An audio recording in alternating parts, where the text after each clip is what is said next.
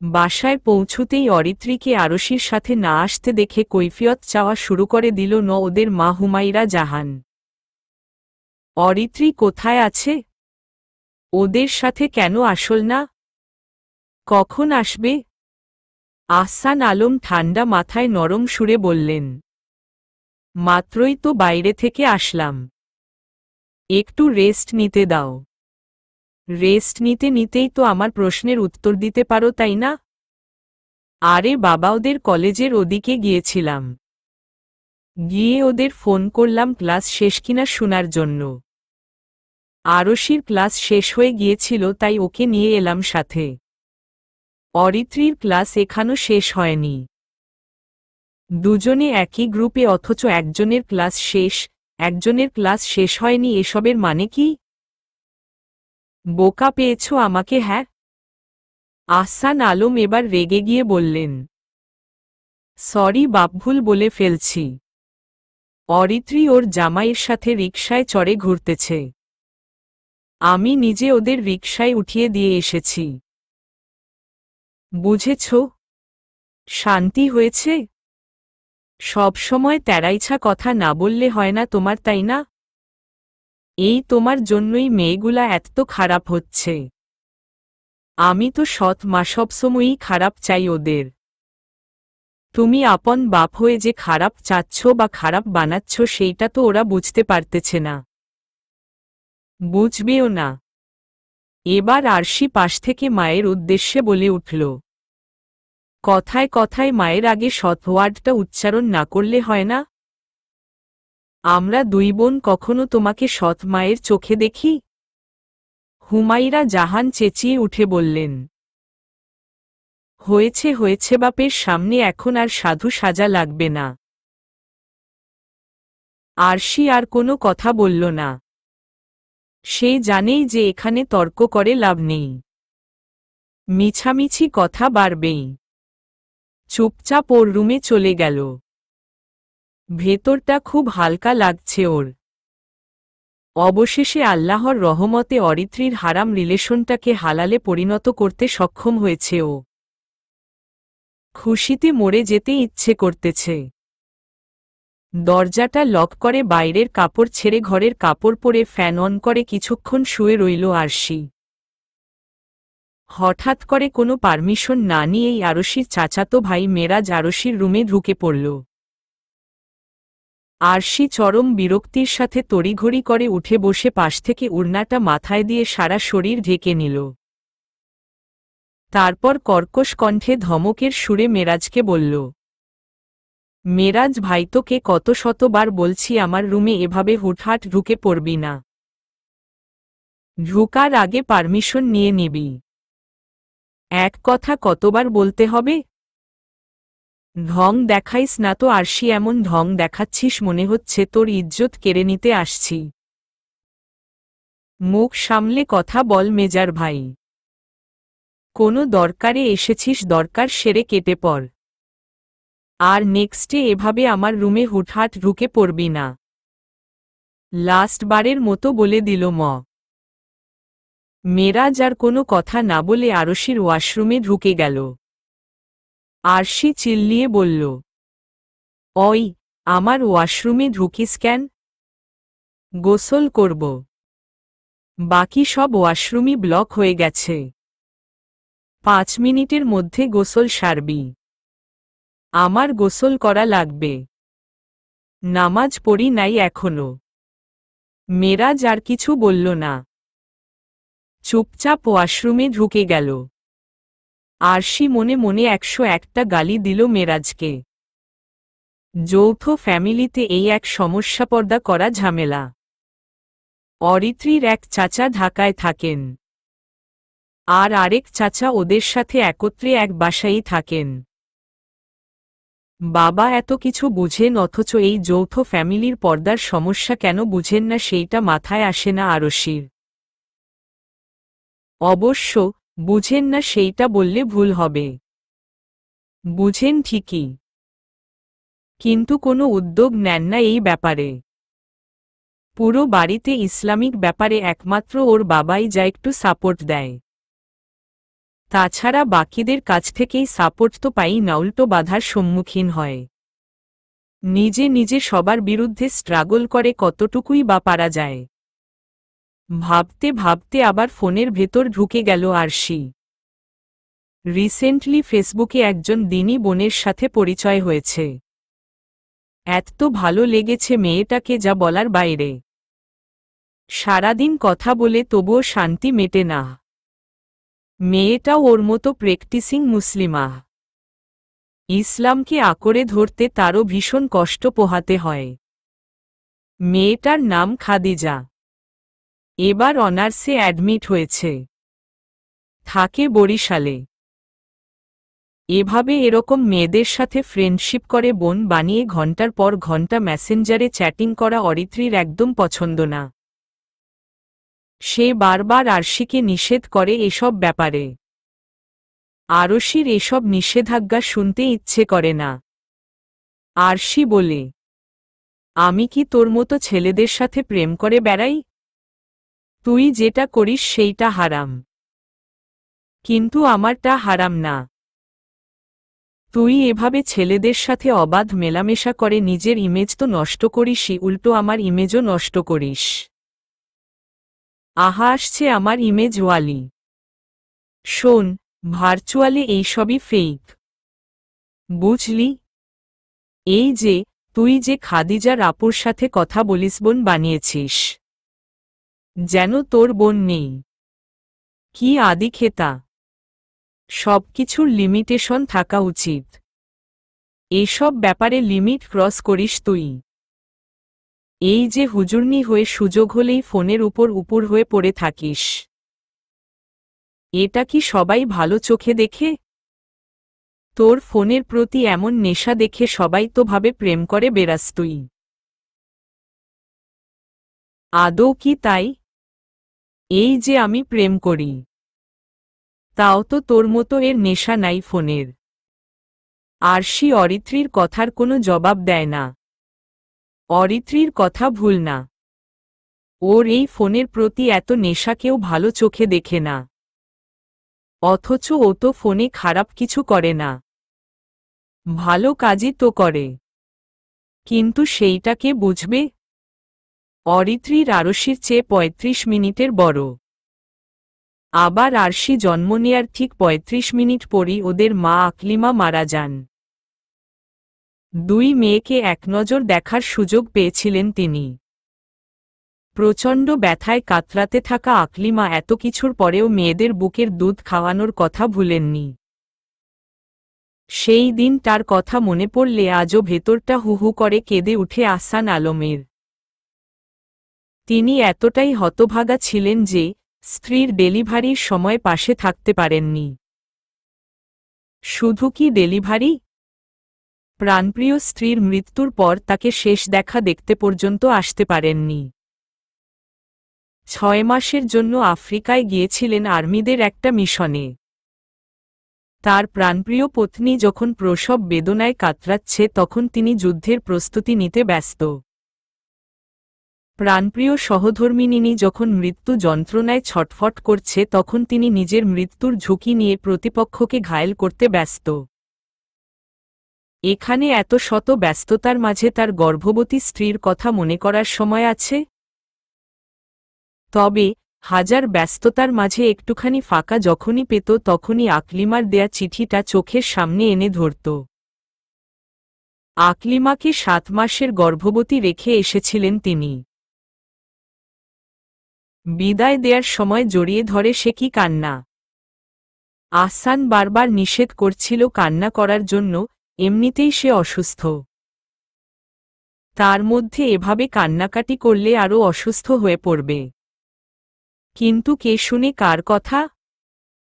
আকলিমা অনবরত কান্না করেই চলেছে। স্ত্রীর শত কান্না উপেক্ষা করে সেদিন চলে আসতে হয়েছিল তাকে সুদূর আফ্রিকায়। কে জানত আর যে কখনো দেখা হবে না। ৯ মাস চলাকালীন সময়ে আকলিমা একটা চিঠি লিখেছিল আহসানকে। শেষ চিঠি ছিল ওইটাই। চিঠিটা আজও সবার আড়ালে অক্ষত অবস্থায় রেখে দিয়েছেন তিনি। চিঠিটা খুব বড় ছিল না, অল্প কয়েকটা লাইন ছিল, কিন্তু সেই অল্প কয়েকটা লাইনে যেন হাজার কথা লুকিয়েছিল। চিঠিটা যতই পড়ে ততই যেন নতুন লাগে, পুরনো হয় না কখনো। চিঠিতে কোনো ফর্মালিটি ছিল না। আকলিমা লিখেছিল, জানো প্রিয়, বাচ্চাগুলো অনবরত আমাকে আঘাত করতে থাকে। দুজন পাল্লাপাল্লি করে লাথি দেয় পেটের ভেতর। তবুও যে কি ভালো লাগে আমার। আচ্ছা, তুমি পাশে থাকলে নিশ্চয়ই ওদের আচ্ছা করে বকুনি দিতে, তাই না? আমার ভীষণ মনে পড়ে তোমাকে। আমাকে এই অবস্থায় রেখে যেতেই হলো তোমাকে। না গেলে কি হতই না। বাবুদের জন্য কাঁধা সেলাই করতে গিয়ে একটা দুষ্ট বুদ্ধি মাথায় চাপল। ওদের কাঁধা সেলাই স্থগিত রেখে বাবুদের কাঁথার সাইজেই ছোট্ট একটা নকশি কাঁথা সেলাই করেছি। সেই নকশি কাঁথায় তোমার আর আমার নাম সুই সুতায় গেঁথে দিয়েছি। দেখতে অনেক সুন্দর হয়েছে জানো। এই কাঁথাটা কখনো ব্যবহার করব না। টাংকে খুব যত্ন করে তুলে রেখেছি। আর এটা ছাড়াও তোমার জন্য দারুণ রকটা সারপ্রাইজ গিফট রেডি করে রেখেছি।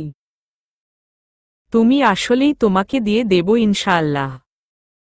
জানো তো, আমার না ভীষণ ছটফট লাগে। তোমাকে প্রচণ্ড দেখতে ইচ্ছে করে। তোমার কণ্ঠটা খুব শুনতে ইচ্ছে করে। তুমি যে বড্ড খারাপ একটা লোক সেইটা কি তুমি জানো? তোমার উপর আমার ভীষণ অভিমান হয়, ভীষণ। তুমি কি বুঝো সেইটা? ইতি। অভিমানিনী। চিঠিটা প্রথমবার পড়ে মুচকি মুচকি হেসেছিল আহসান। মনে মনে ভেবেছিল, দেশে ফিরে অভিমানিনীর সব অভিমান ঘুচিয়ে দেবে। বউ তার জন্য সারপ্রাইজ গিফট রেডি রেখেছে। সেই সারপ্রাইজ গিফটটার জন্য ওই কয়টা মাস কতটা মনটা কতটা ছটফট করেছে সেইটা শুধু সেই জানে। অবশেষে দেশে ফিরে এরকম একটা সারপ্রাইজ পাবে জানলে হয়তো আর দেশেই আসত না। আফ্রিকাতেই শহীদ হয়ে থাকত। যোগাযোগ ব্যবস্থা ভালো ছিল না তখন। চিঠি সাধারণ মানুষের একমাত্র যোগাযোগের মাধ্যম ছিল। ডেলিভারির পর আহসানের কাছে যে চিঠি গিয়েছিল সেই চিঠিতে যমজ দুই মেয়ের জন্মের কথা জানানো হলেও আকলিমার মৃত্যুর সংবাদটা জানানো হয়নি। ইচ্ছে করেই জানায়নি কেউ। দূর দেশে গেছে এরকম একটা খারাপ সংবাদ শুনলে না জানি তার অবস্থা কেমন হবে। দেশে ফিরে আকলিমার এভাবে চলে যাওয়াটা নির্বাক করে দিয়েছিল আহসানকে। বারবার আকলিমার চিঠির সেই শেষ দুইটা লাইনটা মনে পড়ে, তোমার উপর আমার ভীষণ অভিমান হয়, ভীষণ। তুমি কি বুঝো সেইটা? আহসানের চোখের সামনে আকলিমার মুখটা ভেসে ওঠে। মনে হয় আকলিমা ওর চোখের সামনে দাঁড়িয়ে বলতেছে, তোমার উপর আমার ভীষণ অভিমান হয়, ভীষণ। তুমি কি বুঝো সেইটা? আহসানের চোখ দুটো বন্ধ হয়ে যায়। টলমল করা চোখের পানি গাল গড়িয়ে নিচে পড়ে। চিঠিখানা বুকে জড়িয়ে ধরে আহসান ফিসফিস করে বলে, তোমার অভিমানটা ভাঙ্গানোর সুযোগও দিল না আমায় অভিমানিনী।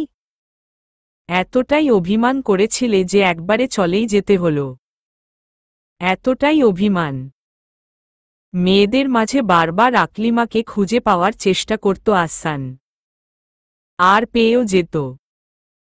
যেই চোখ, সেই ঠোঁট, সেই হাসি। আকলিমা হাসার সময় ঠোঁটের এক সাইড একটু বাঁকা করে হাসি দিত। মেয়ে দুইটাও একইভাবে হাসে। অরিত্রী, আরশি। মেয়েদের নামগুলো আকলিমাই দিয়ে গিয়েছে। ছোট ছোট দুইটা দুধের বাচ্চামা নেই তার মধ্যে। এদের সামলাতে বেশ হিমশিম খাওয়া লাগছিল সবাইকে। এদিকে আহসানের বয়সও খুব বেশি হয়নি। সারাটা জীবন কাটানোর জন্যও একজন সঙ্গী দরকার। আহসানের বাবা মা আহসানকে আবার বিয়ে করানোর কথা তুললেন। আহসান প্রথমে বিয়ে করতে এক বাক্যে অস্বীকার করলেও সবাই বুঝানোর পর মেয়েদের মুখের দিকে তাকিয়ে ওদের ভবিষ্যতের কথা ভেবে বিয়ে করতে রাজি হলেন। তবে একটা শর্তও জুড়ে দিল সেই সাথে। এমন কোনো মেয়েকে উনি বিয়ে করবেন যে বাচ্চা জন্মদানে অক্ষম। বন্ধা কাউকে পেলে বিয়ে করবেন নয়তো না। অরিত্রী, আরশির জন্যই সে বিয়ে করতেছে। অরিত্রী, আরশির কোনো অযত্ন তিনি হতে দিবেন না। তারপর তার বাবা মা, আত্মীয় স্বজনরা মিলে বন্ধা মেয়ের খোঁজ করতে লাগলেন। অল্প সময়ের মধ্যে পেয়েও গেলেন। মেয়ে বন্ধ এবং ডিভোর্সি।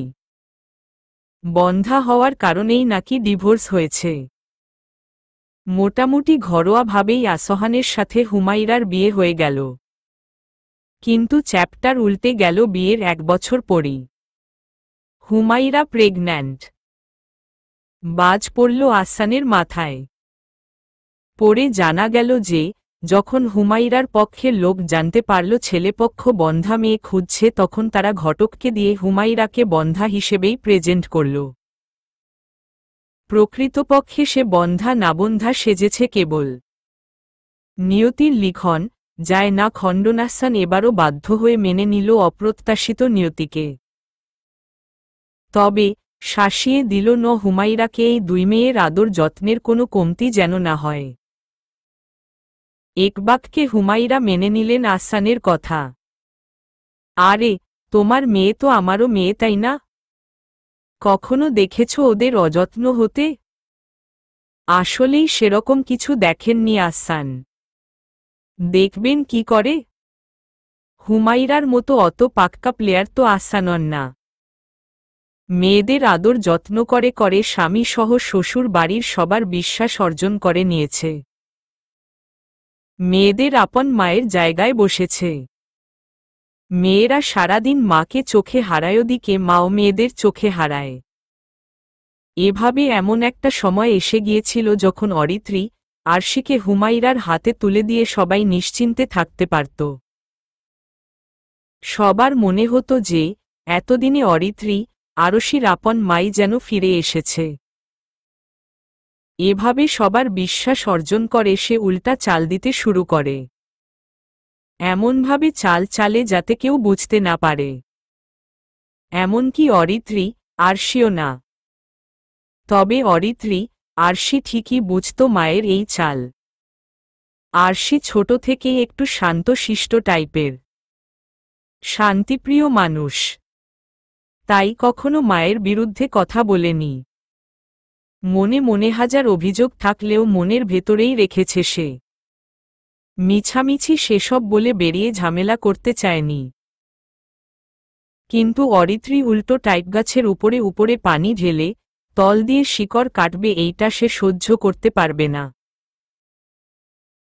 প্রতিবাদ করত, মুখে মুখে তর্ক শুরু করে দিত।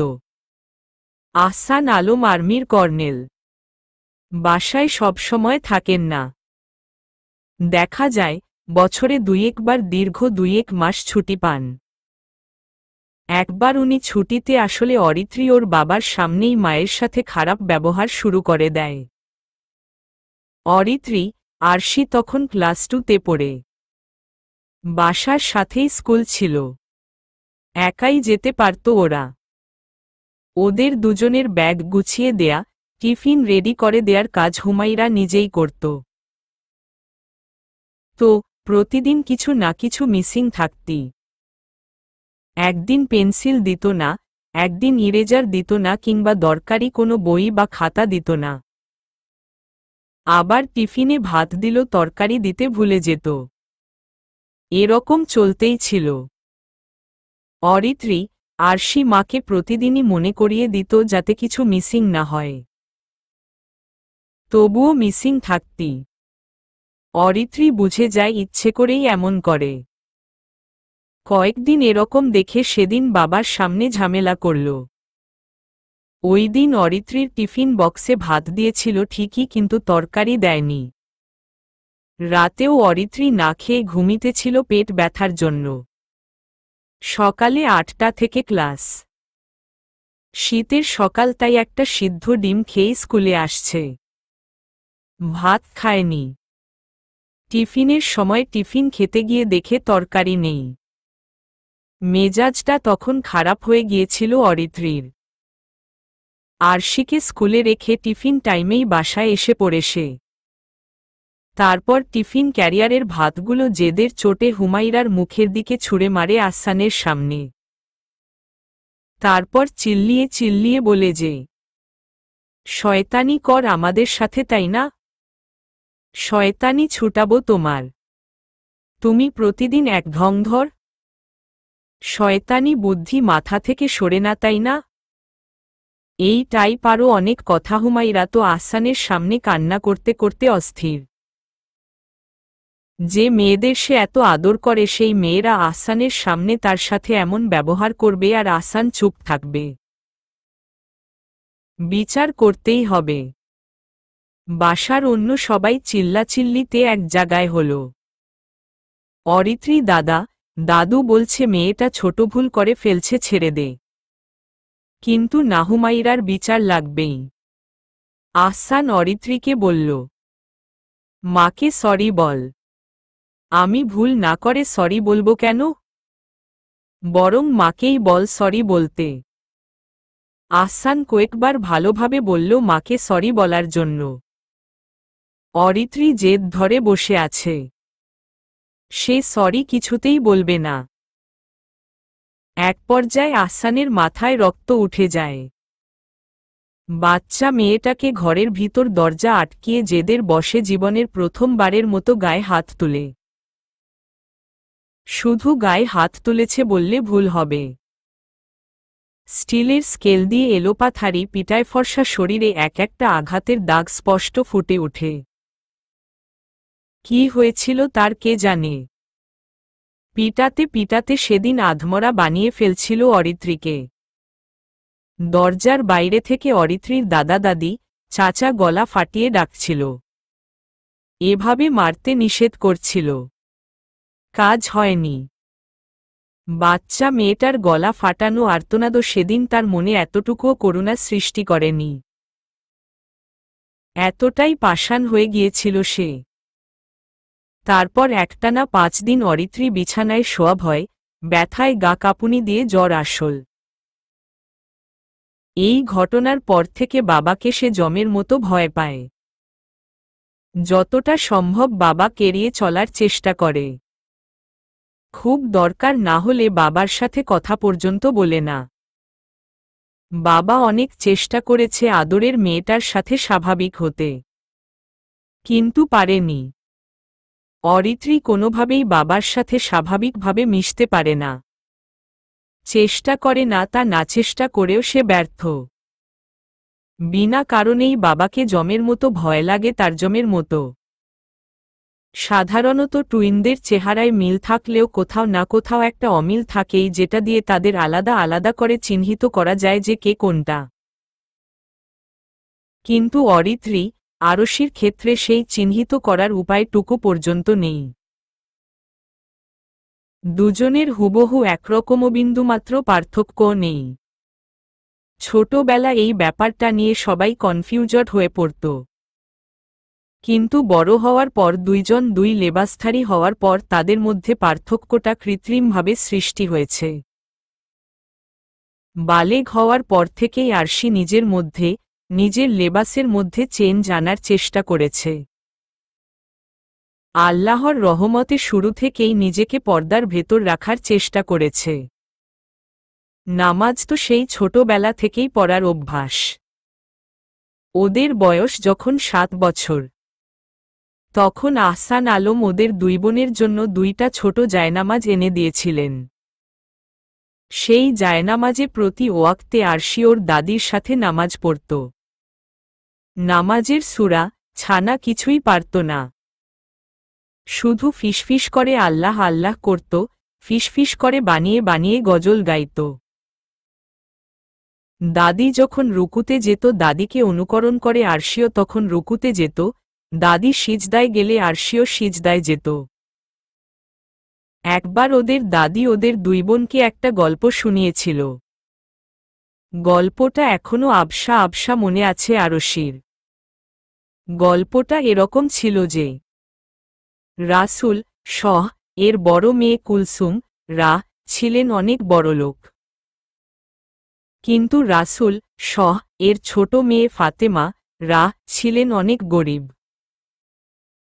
ফাতেমা গরিব থাকায় কোনো এক অনুষ্ঠানে কুলসুম তার ছোট বোন ফাতেমা কে অহংকার বশত দাওয়াত দেন না। তিনি ভাবেন যে ফাতেমা গরিব, সে এত বড়লোকের এরকম অনুষ্ঠানে আসার সামর্থ্য রাখে না। কিন্তু পরে দেখা গেল যে অনুষ্ঠানের সব খাবার হঠাৎ করেই পাথরে পরিণত হল। কুলসুম তো চিন্তায় অস্থির হয়ে গেলেন, এরকম কেন হল? এবার তিনি এতগুলা মেহমানকে কিভাবে আপ্যায়ন করবেন? তো অবশেষে কেউ একজন তাকে বলল যে একমাত্র ফাতেমা পারবেন এই খাবারগুলোকে পাথর থেকে পুনরায় খাবারে পরিণত করতে। মূলত ফাতেমা কে এই অনুষ্ঠানে দাওয়াত না দেয়ায় আল্লাহ অসন্তুষ্ট হয়ে এরকম শাস্তি দিচ্ছেন। কুলসুম লজ্জিত এবং অনুতপ্ত হয়ে ফাতেমা এর বাড়িতে ছুটে গেলেন। তারপর তার কাছে ক্ষমা চেয়ে তাকে অনুরোধ করলেন অনুষ্ঠানে যাওয়ার জন্য। ফাতেমা কুলসুমকে একটু অপেক্ষা করতে বললেন। তারপর ফাতেমা নামাজে দাঁড়ালেন। তার ভালো কোনো কাপড় ছিল না, তাই সিজদায় গিয়ে আল্লাহর কাছে কান্নাকাটি করে দোয়া করলেন যে তাকে এমন একটা কাপড়ের ব্যবস্থা করে দেয়া হয় যেটা পরে তিনি সেই অনুষ্ঠানে যেতে পারবেন। তারপরে নামাজ শেষে জায়নামাজ উঠাতেই জায়নামাজের নিচে একটা শাড়ি পেলেন। স্বয়ং আল্লাহ এই শাড়ি জান্নাত থেকে ফাতেমা এর জন্য পাঠিয়েছেন। যদিও এইসব গল্পগুলো বানোয়াট, ভিত্তিহীন। এইটা আরশি বড় হওয়ার পর ইসলামিক স্টাডি করে জানতে পেরেছে। কিন্তু জানার আগে মানে যখন ও ছোট তখন তো এসব ঠিকই বিশ্বাস করত। তো এই গল্প শোনার কয়েকদিন পর একদিন ওর প্রচণ্ড ভাপা পিঠা খেতে ইচ্ছে করছে। কিন্তু এখন ভাপা পিঠা কে বানিয়ে দেবে? তখন মনে পড়ল ওই গল্পের কথা, অজু করে নামাজে বসে পড়ল। সিজদায় গিয়ে ভাপা পিঠা চাইল আল্লাহর কাছে। গল্পের ফাতেমা এর মতো নামাজ শেষে জায়নামাজটা উঠাল। ভাবল জায়নামাজের নিচে নিশ্চয়ই ভাপা পিঠা আল্লাহ জান্নাত থেকে পাঠিয়ে দিয়েছেন। কিন্তু জায়নামাজ উঠিয়ে কোনো পিঠাই সে পেল না। মনটা প্রচণ্ড রকমের খারাপ হয়ে গেল। মন খারাপ করে দাদির কাছে গিয়ে এইসব বলতেই দাদি হাসতে হাসতে অস্থির। পুরো বাসায় এই কাহিনী তিনি ছড়িয়ে দিল ন। সবাই সে কি হাসাহাসি এইটা নিয়ে।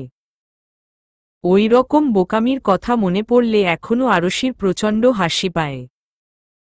আর অরিত্রী ছোটবেলা থেকেই বাংলা সিনেমার প্রচণ্ড ভক্ত।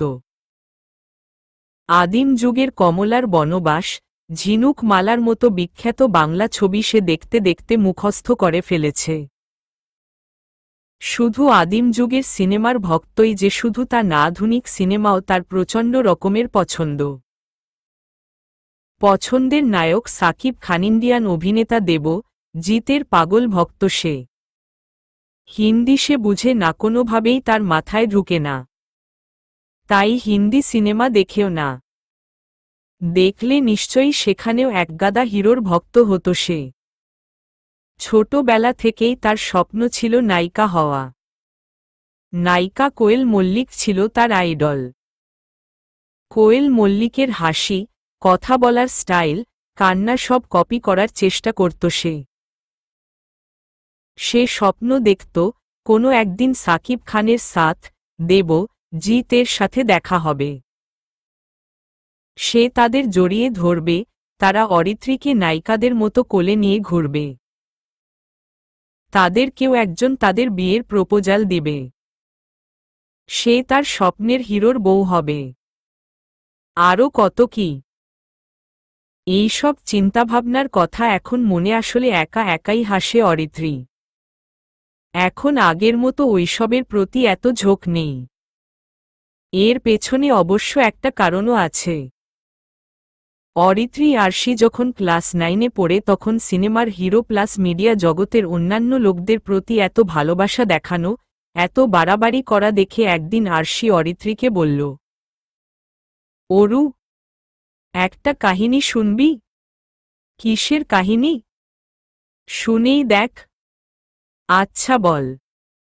খুব মন দিয়ে শুনবি। ওকে। ওকে রে বাবা বল। আরশি বলতে শুরু করল। একদিন এক লোককে সাথে নিয়ে নবী মুহাম্মদ সাল্লাল্লাহু আলাইহি ওয়াসাল্লাম মসজিদ থেকে বের হচ্ছিলেন। এমন সময় অন্য এক লোক এসে আল্লাহর রাসূল সাল্লাল্লাহু আলাইহি ওয়াসাল্লাম কে জিজ্ঞেস করলেন, কেয়ামত কখন হবে?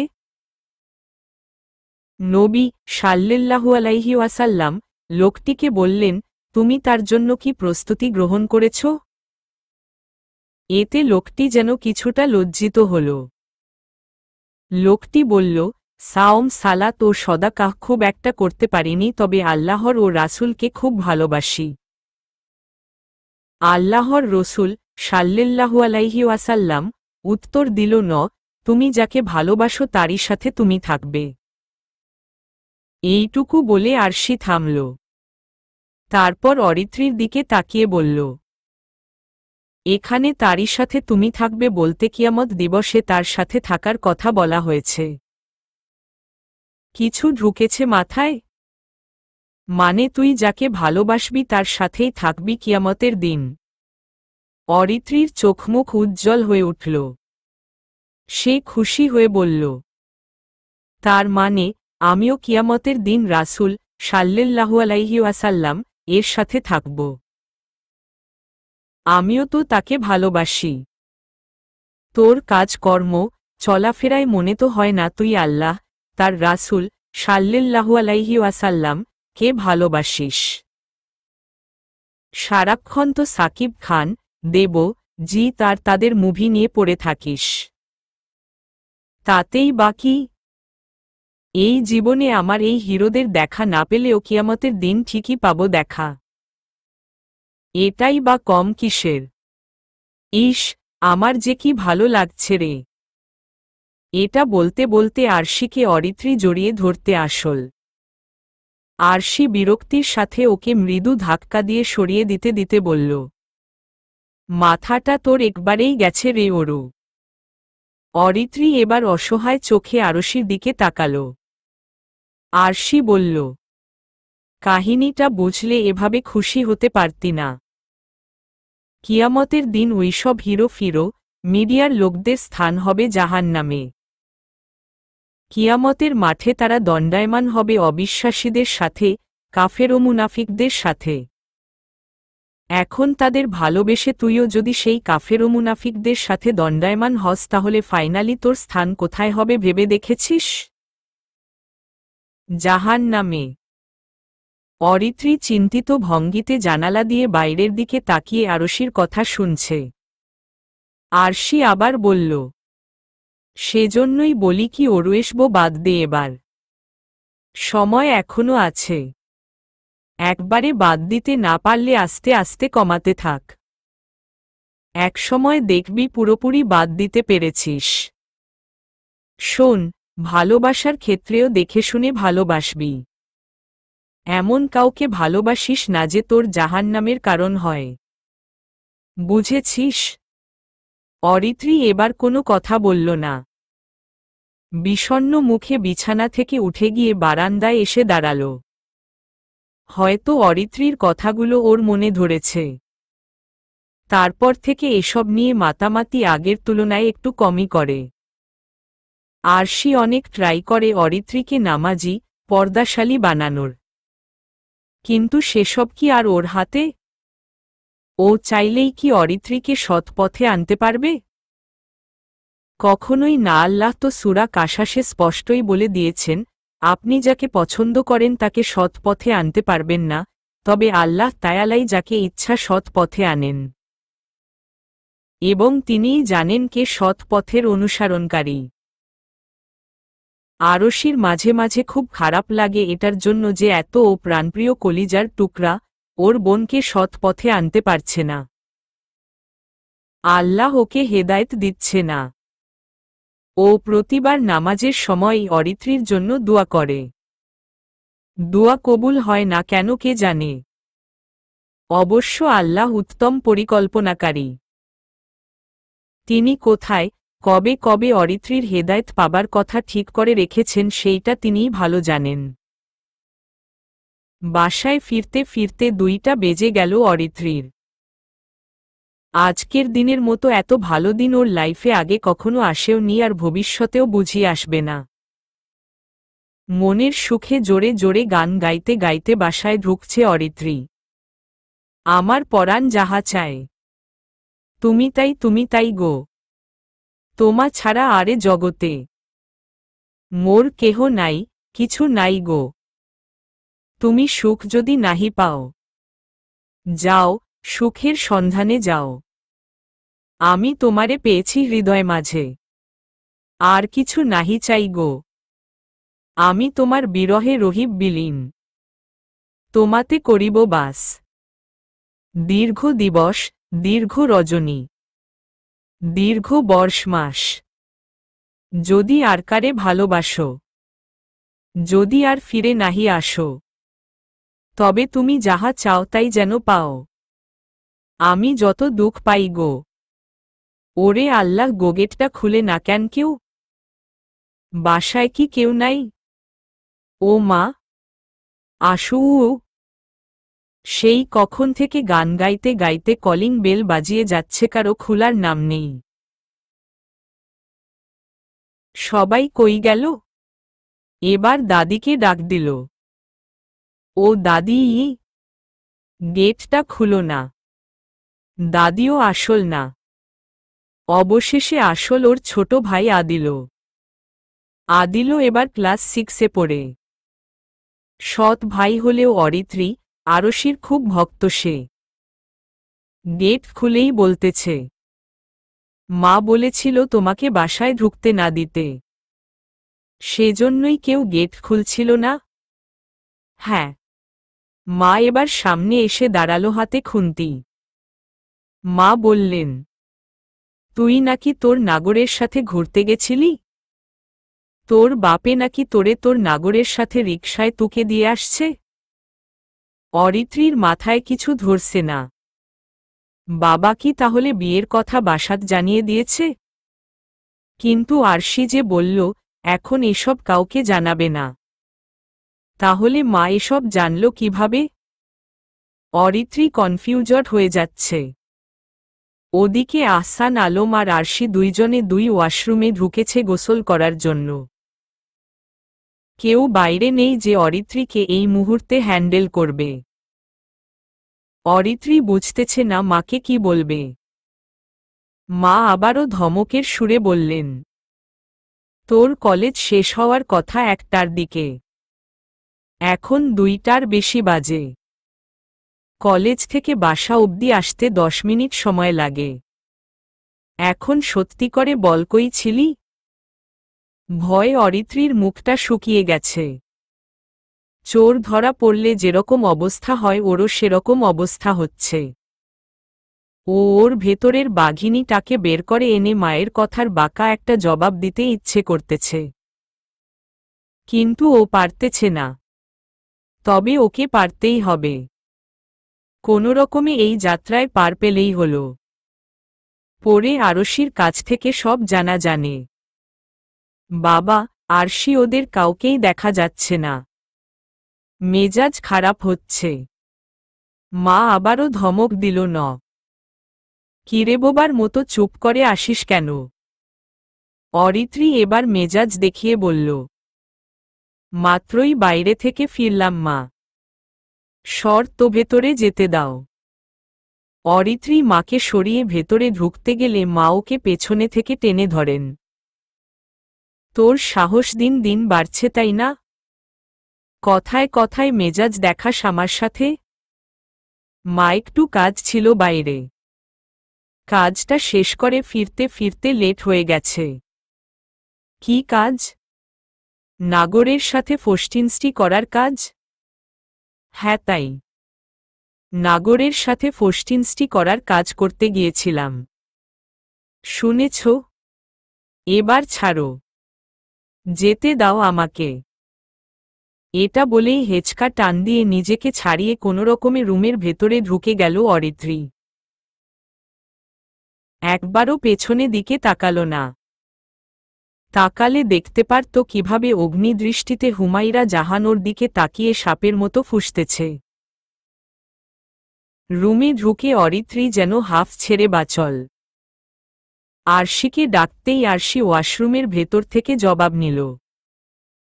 অরিত্রী জামা কাপড় না ছেড়েই দরজা অফ করে ফ্যানটা অন করে বিছানায় শুয়ে পড়ল। ডাটা অন করতেই মেসেঞ্জারে কয়েকটা নোটিফিকেশন আসল। মিস্টার মুগ্ধ সেন্ড ইউ আ ফটো। ভেতরে গিয়ে ছবিগুলো দেখে অরিত্রীর ঠোঁটের কোণে বিস্ময়ের সাথে হাসি ফুটে উঠল। ছবিগুলো হৃদয় কখন তুলেছে সেইটা অরিত্রী জানেই না। রিকশায় হৃদয়ের হাতটা ধরে হৃদয়ের বাম কাঁধে মাথা রেখে চোখ অফ করে শুয়ে আছে অরিত্রী। চুলগুলো এলোমেলোভাবে বারবার মুখের উপর চলে আসছে। আর হৃদয় তাকিয়ে আছে ক্যামেরার দিকে। এরকম ৩৪টা ছবি। ওদের দুজনের একসাথে তোলা ছবি এটাই প্রথম। এর আগে কখনো একসাথে ছবি তোলা হয়নি। ছবিগুলো দেখতে দেখতেই ওয়াশরুমের দরজা খোলার শব্দ পেল অরিত্রী। আরশি বের হচ্ছে। অরিত্রী তড়িঘড়ি করে আরশির দিকে এগিয়ে গিয়ে বলল যে, ওই বাবা কি আমাদের বিয়ের কথা বাসায় সবাইকে জানিয়ে দিয়েছে? আরে না। তাহলে মা জানল কিভাবে? পরে মা কিভাবে কি বলছে সবটা আরশিকে খুলে বলল অরিত্রী। আরশিও হাসতে হাসতে অরিত্রীকে বুঝিয়ে বলল বাবা কিভাবে কি বলেছে মাকে। অরিত্রী যেন হাফ ছেড়ে বাঁচল। আরশি তাড়াহুড়ো করে নামাজ পড়তে দাঁড়াল। এমনিতেই আজ লেট হয়ে গেছে। বিলম্বে সালাত আদায়কারীদের ব্যাপারে ভয়াবহ দুঃসংবাদের কথা আল্লাহ কুরআনে জানিয়ে দিয়েছেন। অরিত্রী আবার বিছানায় ফোন হাতে নিয়ে শুয়ে পড়ল। এমন সময় হৃদয় ফোন করল। ওরুয়াজ আসি আমি তোমাদের বাসায়। সে কি? তুমি এখানো টাঙ্গাইলে? ময়মনসিংহ যাবে না? নাহাজ তো আর ময়মনসিংহ যাব না। তোমাদের বাসায় না গেলে সরাসরি ভার্সিটিতে চলে যাব। সত্যিই আসবে আমাদের বাসায়? বিস্মিত হয়ে বলল অরিত্রী। বারে বিয়ের রাতে বউকে ছেড়ে দূরে থাকব নাকি? আবুল নাকি আমি? লজ্জায় লাল হয়ে অরিত্রী বলল, এমনি তো আসই না আমাদের বাসায়। এত বছর পর হুট করে আসবে বাসায় সবাই যদি কিছু ভাবে? বাসায় সবাই যদি? হৃদয় থামিয়ে দিয়ে বলল, আমি আমার মামার বাসায় যাবেখানে এর ভাবাভাবির কি আছে? সেটাও ঠিক। হ্যাঁ কেউ কিছু বললে বলবো যে এক দরকারে টাঙ্গাইল আসছিলাম তাই ভাবলাম মামার বাসার এক রাত থেকে যাই। ব্যাস। তাহলে এক কাজ কর, বাবাকে ফোন করে বল তোমাকে গিয়ে নিয়ে আসতে। হৃদয় ফোন রেখে দিল। অরিত্রী বিছানা থেকে লাফ দিয়ে উঠে খুশিতে এলোপাথারি নাচানাচি শুরু করে দিল। লুকিয়ে লুকিয়ে বাসরটা কি আজ সেরেই ফেলবে ওরা? ভাবতেই গায়ে শিহরণ দিয়ে উঠল ওর। আরশিকে দেখতে আসবে আজ। ফ্যামিলি থেকে বিয়ে দিতে চাইলেও বিয়ে করবে না বলে দিয়েছে অরিত্রী। এইসব বিয়ে টিয়ে নাকি ভালো লাগে না তার। সময় হলে একটা বাচ্চা অ্যাডপ্ট করে এনে সেই বাচ্চাকে নিয়েই সারা জীবন থাকবে। বিয়ের প্রয়োজন নেই। পরিবারের সবার সামনে এইটাই বলে দিয়েছে অরিত্রী। অনেক বলেও অরিত্রীকে বিয়ের ব্যাপারে রাজি করাতে পারেনি কেউ। এমনকি আরশি কিংবা ওর বাবাও না। অরিত্রীর এক কথা বিয়ে সে আর কখনোই করবে না। আরশি, আহসান আলম অরিত্রীকে অনেক বুঝিয়েছেন যে ওইটা আসলে বিয়ের মধ্যে পড়ে না, ওইটা জীবনের একটা অ্যাক্সিডেন্ট। কিন্তু অরিত্রী কিছুতেই কিছু মানতে রাজি না। অরিত্রী কিংবা হৃদয়ের ফ্যামিলির লোককে পড়ে আর জানানোই হয়নি ওই বিয়েটার ব্যাপারে। ছেলেপক্ষের লোক চলে এসেছে। ছেলে হাসিব, হাসিবের মা, চাচি আর বড় বোন এসেছে আরশিকে দেখতে। ছেলে প্লাস ছেলের ফ্যামিলি ইসলামিক, একদম আরশি যেরকম চায় তেমনটাই। তবে শুধু ধার্মিকতার দিক থেকেই আরশির মনের মতো, অন্য কোনো দিক থেকেই আরশির তেমন ভালো লাগেনি। আর্থিক দিক দিয়ে আরশিদের থেকে বেশ পিছিয়ে। ছেলে কাপড়ের ব্যবসা করে। টাঙ্গাইলের সমবায় মার্কেটে একটা মেয়েদের রেডিমেড ড্রেসের দোকান আছে। ছেলেরা 1 ভাই 5 বোন। ভাইবোনদের মাঝে ছেলে 2 নাম্বার। ছোট আরও 4টা বোন আছে। সেই 4 বোনের 2 বোন বিবাহিত। ছোট 2টার বিয়ে হয়নি এখনো। ছেলের বাসা টাঙ্গাইল টাউন থেকে কিছুটা দূরে সন্তোষ নামক এলাকায়। মৌলানা আব্দুল হামিদ খান ভাসানী বিজ্ঞান ও প্রযুক্তি বিশ্ববিদ্যালয়ের পাশেই। অন্যান্য দিক থেকে কমতি থাকলেও ধার্মিকতার দিক থেকে কমতি নেই। আর এটাকেই আরশি বেশি প্রাধান্য দিয়ে এই বিয়েতে আগানোর জন্য মতো দিয়েছে। মেয়ে দেখে হাদিয়া স্বরূপ ছেলেপক্ষ তাফসির তাফহিমুল কুরআনের একটা ফুল সেট আরশিকে দেন। মেয়ে দেখতে এসে মেয়ের হাতে টাকা গুজে দেয়ার ব্যাপারটা ভালো লাগে না ছেলের মায়ের। দেখাদেখির পর্ব শেষ করে বিয়ের ডেট ফাইনাল করা হল। শরীয়ত সমর্থিত নিয়ম অনুযায়ী সুন্নতি পদ্ধতিতে নির্ধারিত দিনে বিয়ে হয়ে গেল আরশি আর হাসিবের। আরশিকে বিদায় দিয়ে বাসায় এসে দরজা অফ করে দরজার সাথে হেলান দিয়ে ফ্লোরে বসে পড়ল অরিত্রী। মুখের উপর 2 হাত রেখে হাউমাউ করে কান্না করতে লাগল। অনেক বছর সে মন খুলে কান্না করতে পারে না। এত বছরের ফাফর আজ দূর করবে সে কান্না করে। গায়ের জামা, মাথার চুল টানছে আর কান্না করছে। আজকের দিনটাই ওর আরশির বিয়ের ডেট হওয়া লাগল। আজকের দিনটাই। কিন্তু কেন? বাবা কি 4 বছর আগের এই 1 সেপ্টেম্বরের কথা ভুলে গিয়েছেন? সত্যিই ভুলে গিয়েছেন। কেন ভুলল বাবা? মুহূর্তের মধ্যে যে দিনটা তার জন্য শুভদিনে পরিণত হয়েছিল সেই দিনটা থেকেই যে তার জীবনেও সব সুখ উধাও হয়ে যাবে কল্পনায়ও কি ভেবেছিল সেইটা? কেন এমন হল? মাঝে মাঝে আরশির উপর ওর ভীষণ রাগ হয়। কেন ও বাবাকে ওদের রিলেশনের কথা বলে বিয়ের ব্যবস্থা করতে গিয়েছিল? বিয়েটা না হলেই তো কষ্ট থাকলেও এতটা কষ্ট থাকত না। দিনের পর দিন অপেক্ষার দহনে এতটা দগ্ধ হওয়া লাগত না। অরিত্রী দরজার সাথেই হেলান দিয়ে এবার ফ্লোরে গুটিসুটি মেরে শুয়ে পড়ল। মনে পড়ে যাচ্ছে 4 বছর আগের সেই 1 সেপ্টেম্বরের কথা, যেদিন বাবা নিজে উপস্থিত থেকে অরিত্রী আর হৃদয়ের বিয়ে দিয়েছিলেন। সেদিন বিকেলে হৃদয় অরিত্রীদের বাসায় আসে। 1 রাত থেকেই চলে যাবে। এত বছর পর মেয়ের ঘরের নাতিকে নিজের বাসায় পেয়ে কি রেখে কি করবে বুঝে উঠতে পারছে না আহসানের বাবা মা। অভিমানী সুরে আহসানের মা হৃদয়কে উদ্দেশ্য করে বললেন, আমরা তো মরে গেছি, আসবি কেন এই বাসায়? ভাগ্যিস আজ দরকার ছিল এদিকে, নয়তো আজও আসতি না। হৃদয় কিছু বলে না, শুধু হাসে। হৃদয়কে ঘিরে একবেলার মধ্যেই যেন উৎসব লেগে গেল বাসায়। কি খাওয়াবে, কোথায় বসতে দিবে যেন ভেবে পাচ্ছে না কেউ। অরিত্রী বারবার হৃদয়ের সামনে দিয়ে ঘুরঘুর করতেছে, কিন্তু ওর সাথে নির্জনে একটু বসে 2টা কথা বলার সুযোগ পর্যন্ত পাচ্ছে না। এর মধ্যে আহসান আলম এক কাজ করে বসলেন। আহসান আলম তার মায়ের ওষুধের বাক্স থেকে 56টা স্লিপিং পিল এনে চায়ের ফ্লাক্সে মিশিয়ে দিল। হুমায়রা জাহান ফ্লাক্স ভর্তি করে চা করে রেখেছেন ডিনার শেষে খাওয়ার জন্য।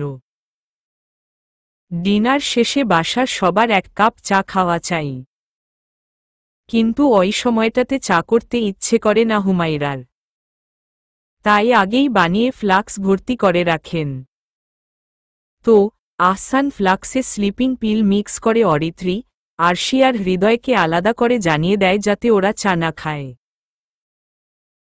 তো নিয়মমাফিক ডিনার শেষে সবাই চা খেলেও অরিত্রী, আরশি, হৃদয় আর আহসান চায়ের পর্বটা এড়িয়ে যায়। রাতের বেলা বাসার সবাই গভীর ঘুমে মগ্ন। এই ঘুম স্বাভাবিকভাবে সকাল 8টার আগে ভাঙ্গার প্রশ্নই আসে না। আহসান আলম হৃদয়কে অরিত্রীর রুমে ঢুকিয়ে দিয়ে আরশিকে ওই রুম থেকে সরিয়ে নিয়ে আসলেন। আরশিকে বললেন রাতটুকু ড্রয়িং রুমের সোফায় শুয়ে কাটিয়ে দিতে। হৃদয়কে আষ্টেপৃষ্ঠে জড়িয়ে ধরে অরিত্রী পাগলের মতো কান্না করতেছে। প্রচণ্ড সুখে কেউ কখনো এভাবে কান্না করে? বুঝতে পারছে না অরিত্রী। বাবার উপর এতদিন যে অভিমানটা পুষে রেখেছিল মনে, সেই অভিমানটা মিয়ে গেছে একদম। তার বাবা পৃথিবীর শ্রেষ্ঠ বাবা, আর বোনটাও পৃথিবীর শ্রেষ্ঠ বোন। অরিত্রী কান্না করছে, হৃদয় বাধা দিচ্ছে না। আস্তে আস্তে কান্না থামাও অরিত্রী। হৃদয় ওকে ফ্রেশ হতে ওয়াশরুমে পাঠায়।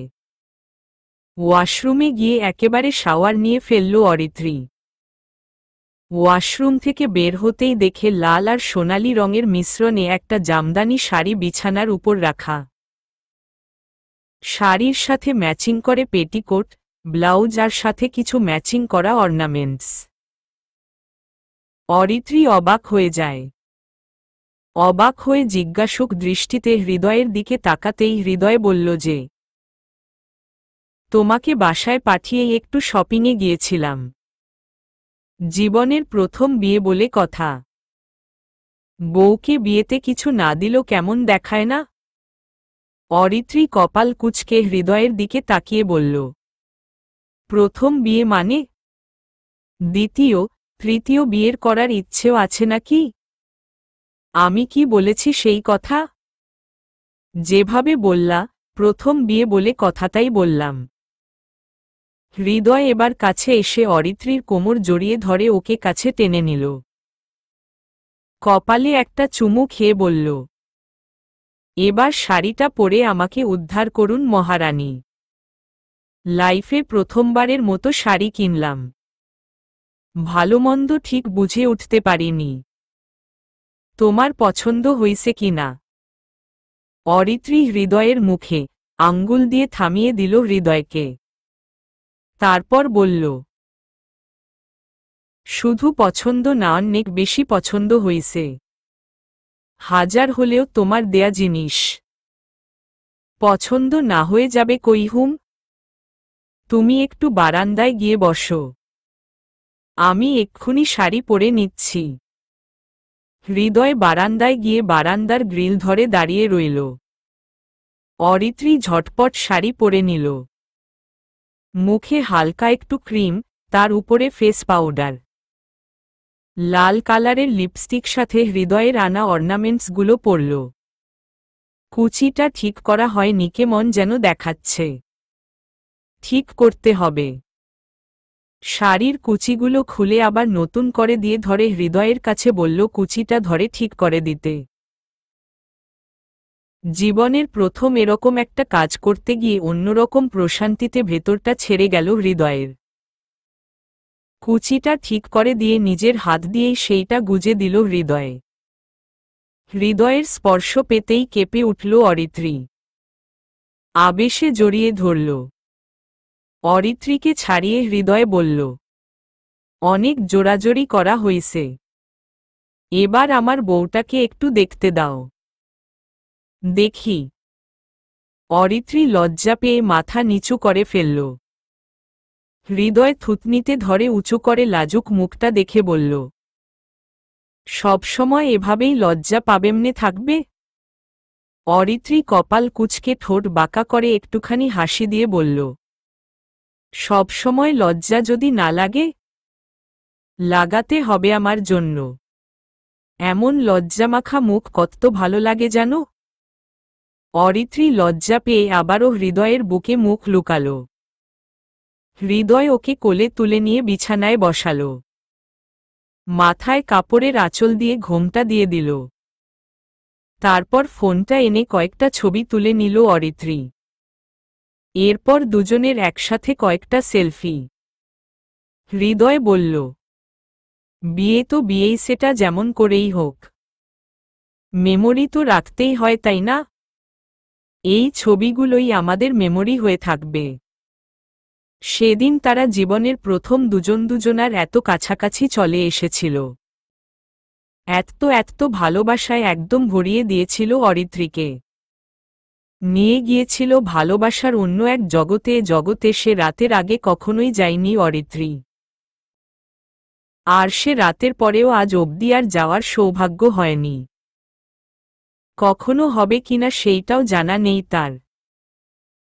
সারারাত ভালোবাসার সাগরে ডুবে থেকে ফজরের সময় গোসল করে দুজনে একসাথে নামাজ আদায় করে, যে যার মতো আলাদা ঘুমাতে যায়। বেলা 11টার পর ঘুম ভাঙ্গে দুজনের। দুপুরের খাবার খেয়ে হৃদয় চলে যাবে। ভেতরটা দুমড়ে মুচড়ে যাচ্ছিল অরিত্রীর। দুপুরের খাবার খেয়ে আল্লাহর রহমতে আহসান আলমের সাহায্যে 5 মিনিটের জন্য অরিত্রীকে একা পেয়েছিল হৃদয়ে। অরিত্রীকে প্রথমে শক্ত করে জড়িয়ে ধরেছিল, যেন ছেড়ে দিলই হারিয়ে যাবে। ব্যথা পাচ্ছিল অরিত্রী, কিন্তু ভালোও লাগছিল। তারপর অরিত্রীর কপালে আর ঠোঁটে একটুখানি ভালোবাসার পরশ দিয়ে বিদায় নিয়েছিল অরিত্রীর কাছ থেকে। কে জানত, সেইটাই হবে চিরবিদায়। না, চিরবিদায় কেন হতে যাবে? অরিত্রীর বিশ্বাস হৃদয় ফিরে আসবে, আবার ওর মন বলে ফিরে আসবে। সেদিন বাসা থেকে ভার্সিটিতে যাওয়ার উদ্দেশ্যে বের হওয়ার পর থেকে হৃদয় নিখোঁজ। ফোন নাম্বার অফ, ভার্সিটিতে যায়নি, ময়মনসিংহও যায়নি, অন্যান্য আত্মীয়দের বাসায়ও যায়নি। ফেসবুকে আসে না, মানে কোনোরকম কোনো খোঁজ নেই। হৃদয়কে খোঁজার জন্য আইনের সাহায্যও নিয়েছে, লাভ হয়নি কোনো। কারো মাথায় আসে না হুট করেই এত বড় ছেলে কোথায় হাওয়া হয়ে গেল। মৃত্যুর সংবাদ আসলে সেটাও মেনে নেয়া সবার জন্য সহজ হতো, কিন্তু এভাবে নিখোঁজ হওয়া কি মানা যায়? কোথায় কেমন অবস্থায় আছে কিচ্ছু জানা নেই। আদৌ বেঁচে আছে কিনা মরে গেছে সেটা অবধি জানে না কেউ। ব্যাপারটা কেউ মানতে পারে না, কেউ না।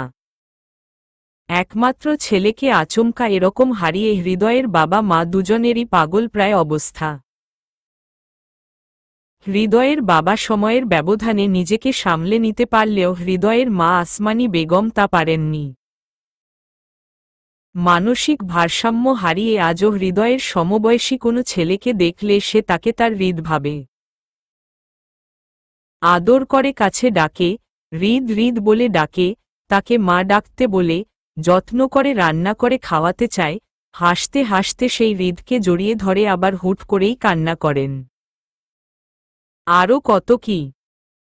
কিন্তু মা তো তাও মন খুলে কান্না করে একটুখানি হালকা হতে পারেন। কিন্তু অরিত্রী, সে তো বাইরের সবার দৃষ্টিতে হৃদয়ের বিশেষ কেউ না। সে কিভাবে হৃদয়ের জন্য সবার সামনে বুক উজাড় করে কান্না করে একটুখানি হালকা করবে নিজেকে? কিভাবে সামলে নেবে এত বড় ধাক্কা? বিয়ের পরের দিনই স্বামীকে হারানো এই অভাগীর কথা কেউ কি জানে? হারিয়েই যাওয়ারই যদি কথা ছিল তাহলে বিয়েটা কেন হলো? আর বিয়ের পরের দিনই কেন হারিয়ে যেতে হলো? হৃদয়ের হাস্যোজ্জ্বল ছবি দেখে মন ভরে না অরিত্রীর। খুব ইচ্ছে করে হৃদয়কে সামনে বসিয়ে চোখ ভরে দেখতে, ওর হাসিটা দেখতে, কথাগুলো শুনতে, ওর হাসির শব্দ শুনতে, কিন্তু পারে না অরিত্রী।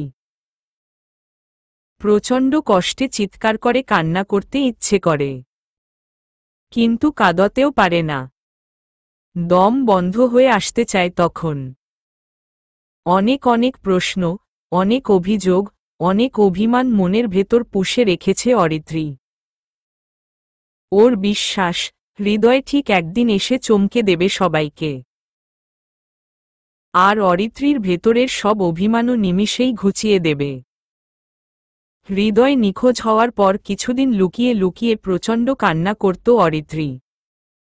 তারপর থেকে আর কান্না আসত না। কান্না করবে কেন অরিত্রী? অরিত্রী তো হৃদয়ের মৃত্যুর খবর শুনেনি, হৃদয়ের লাশও দেখেনি। তাহলে কেন সে বিশ্বাস করবে যে হৃদয় নেই? কেন সে বিশ্বাস করবে যে হৃদয় আর ফিরে আসবে না?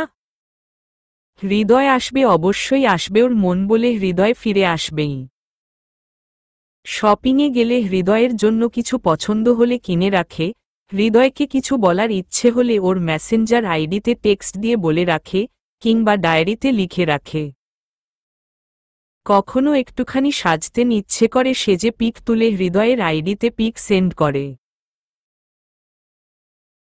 ওর এরকম কাণ্ড দেখে আরশি প্রথমে কিছুদিন কান্না করত। এখন আর কান্না করে না, শুধু দীর্ঘশ্বাস ফেলে। রাত 2:50 অরিত্রীর ঘুম আসছে না। আলমারি থেকে বিয়ের সেই শাড়িটা বের করে পরে নিল অরিত্রী। তারপর বারান্দায় গিয়ে দাঁড়াল। চারিদিকে ঘোর অন্ধকার, আকাশে আজ জ্যোৎস্নাও নেই। আমাবস্যা বুঝি? আশেপাশের বড় বড় বিল্ডিংগুলোর জন্য রাস্তার সোডিয়ামের আলো অরিত্রীর বারান্দায় এসে পৌঁছাচ্ছে না। এই অন্ধকারটাই বেশ লাগে অরিত্রীর। অন্ধকারে হৃদয়কে অনুভব করা যায় সহজেই।